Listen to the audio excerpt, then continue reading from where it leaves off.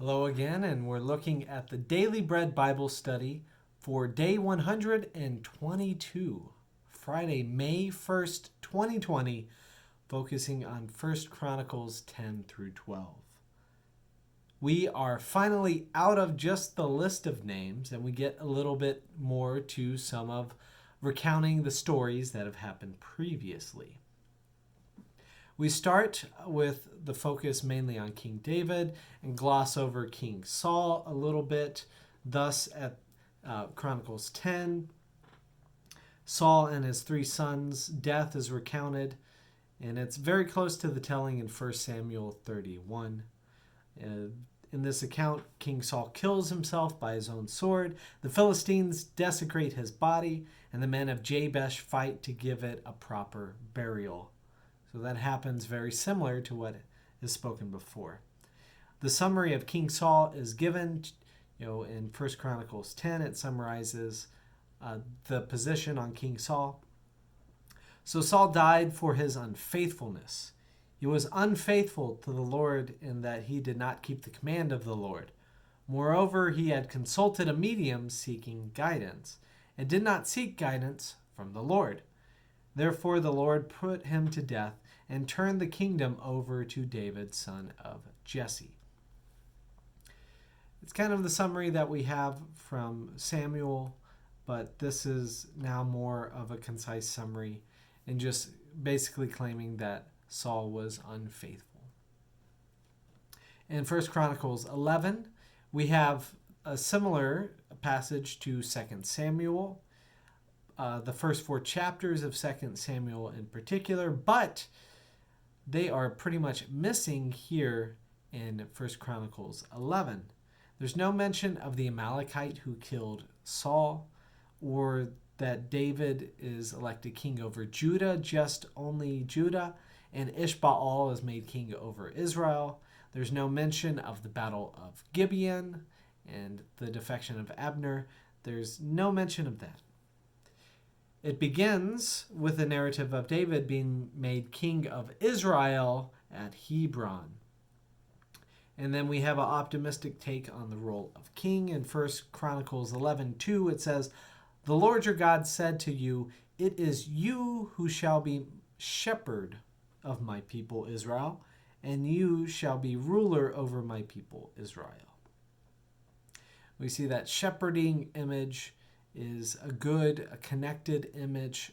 We think of Jesus as the good shepherd, so this image is all there. David then goes on to capture Jerusalem, which is similar to 2 Samuel 5, verses 6 through 10. And then David's heroes are noted, which was typically done at the end of 2 Samuel, there in chapter 23. But here we have it for us in 1 Chronicles 11. We have the same distinction of groups, the 3 and the 30, and we have the same names, really. We have Joshabeth, that it says here only kills 300 at a time. In 2 Samuel 23, it says he kills 800 at a time. So I'm not sure which is the correct number there.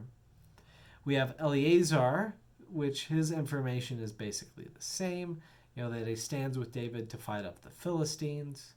And then we have no mention in 1 Chronicles 11 of Shammah, but we have there from 2 Samuel 23 that he led the army and that he fought against the Philistines by himself and won, and thus the Lord brought about a great victory. But I would imagine he is the third of the 3, but just not mentioned here.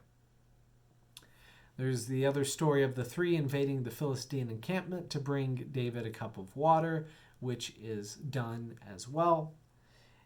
But they mention that Abishai, a brother of Joab, they're mentioned. Joab's not really mentioned as much in the 1 Chronicles section. The list of the 30, the quote-unquote 30 are included, and Uriah again is mentioned. Uriah the Hittite. Remember that he is the one David kills in order to take Bathsheba as his wife, to cover up his affair. In 1 Chronicles 12, then we move on to a more detailed list of those who came and followed David while he was being pursued by King Saul in the wilderness. We have lists from the Benjaminites, Saul's own tribe, the Gadites, the Judahites, and the Manassites.